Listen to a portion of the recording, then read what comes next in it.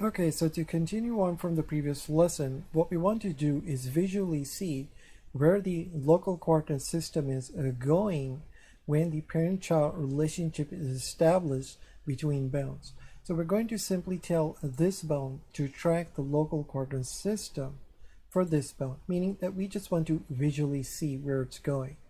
Now, when we create parent-child relationships between objects, as you've seen, that a copy of the center of the 3D grid is handed off to the parent, and that is what becomes the local space of the object.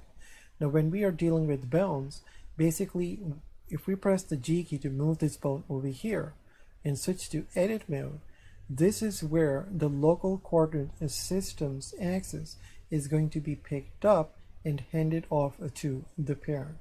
Okay, I'm going to go back to pose mode. So meaning that it doesn't matter where we move this. Now, if you want to visually track where that local coordinate system is, we can simply click on this axis, do Shift D to duplicate it and place it over here. Now, originally we had made this the child of the grid. So if you go to the Object tab, you'll see that's what it says. We're going to, of course, have to remove it. Let me just zoom out. I'm going to do Alt R and G to reset the rotation and location and press the G key and move it over here. Go ahead and zoom in. So now we're going to tell this axis to copy the orientation of this axis over here, which represents the local coordinate system. So to do this, first what I want you to do is go ahead and switch this to global. Click over here, press the Shift key down and click over here. Now, if we go over here and do align to transform orientation, transform orientation is talking about the 3D manipulator. See? Transform orientation. So whatever the 3D manipulator is showing, all selected objects will align to the 3D manipulator.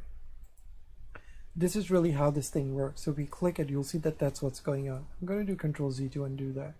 So you can see this is the reason why we selected this as the last object, because it gives us the ability to switch this to local, right? So this is what the 3D manipulator is doing, matching the local axis of this object.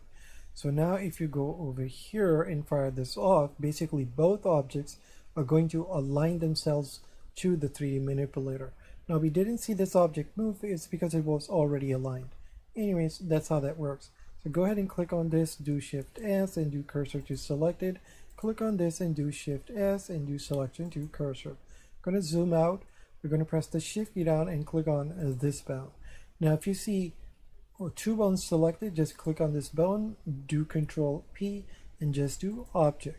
Now you can see that when we click on this parent or press the R key to rotate, we are tracking the local coordinate system for this bone over here, right? So if we do Alt G to reset the location, you'll notice that that's where it goes.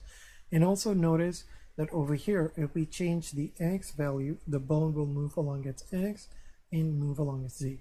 Right, so this is how parent-child relationships are done. This bone needs to have a local coordinate system which is being tracked by the parent, so this bone can be moved anywhere, meaning we can change its offset from the parent. So the question is going to be that when we are using the constraints on this bone to get information about this bone's information is actually going to come from its original local coordinate system, not this one. Okay, so to see this, what I want you to do is go ahead and click this, go to the Constraints tab, and over here, we're going to change this to Local with Parent. Okay? Actually, before we do that, notice that when you click on this, press the R key, this bone does not rotate. It's because this bone is not moving or rotating inside this local coordinate system, right? That's what's going on. So now when we switch this to Local with Parent, now you will see that it's rotating. See? So the question is, how is this working? Right? So the way this is working is basically this bone, however it's rotating with the parent, its orientation is being determined based off of this local coordinate system. So to see this, what we can do is simply click on this bone and tell it not to move with the parent by just doing copy location, and here we're just going to choose this axis. Now we're forcing this bone to stick over here, but it's still going to follow its parent. So now notice this, when we click on the parent and press the R key, see how it rotates? So that rotation information is now coming to this object. Just want you to make sure that you understand how this concept is working. Okay, so this means that if we click on this bone and actually click on offset, I'm going to press the G key to actually move this over here.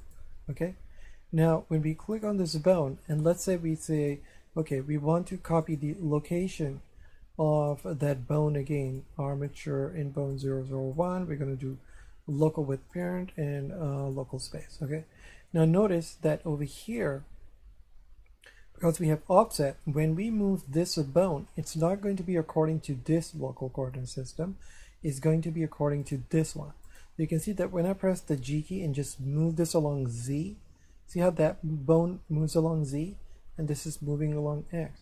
So this is how this idea works. Okay, so anyways, let's just click this off.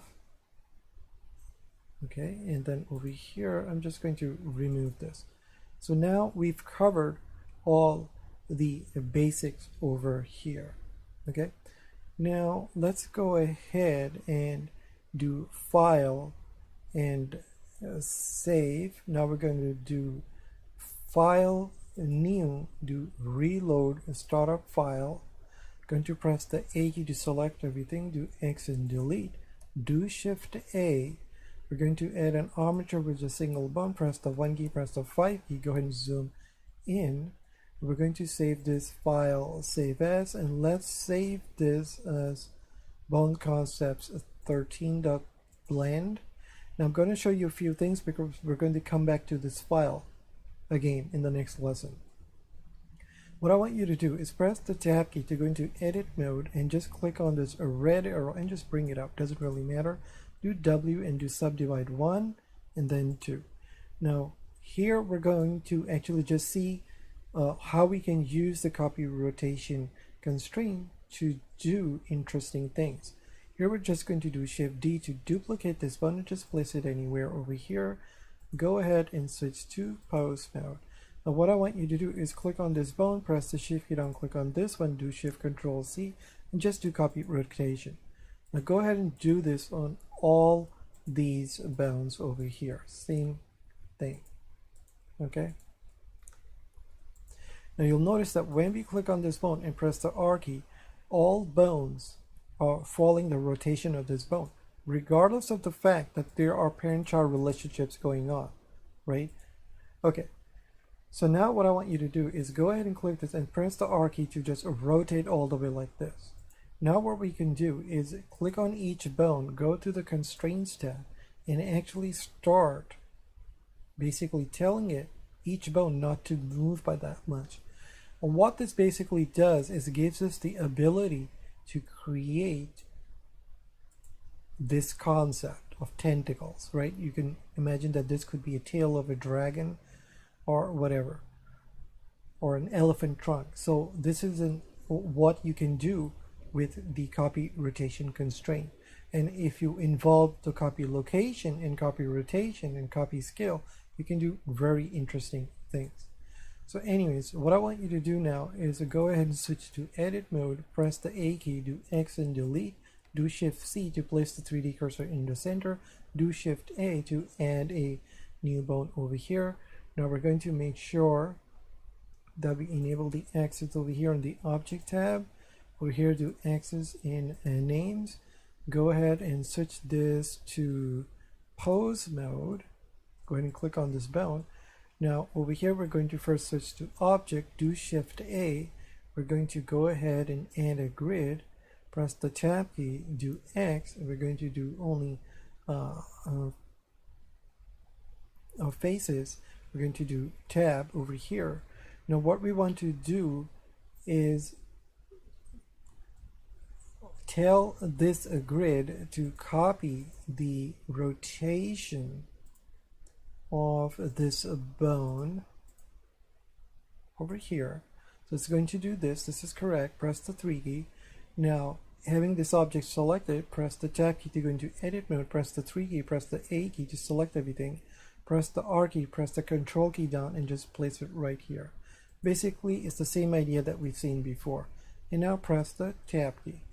Now what I want you to do is go ahead and just zoom in over here, and what we're going to do is file and save.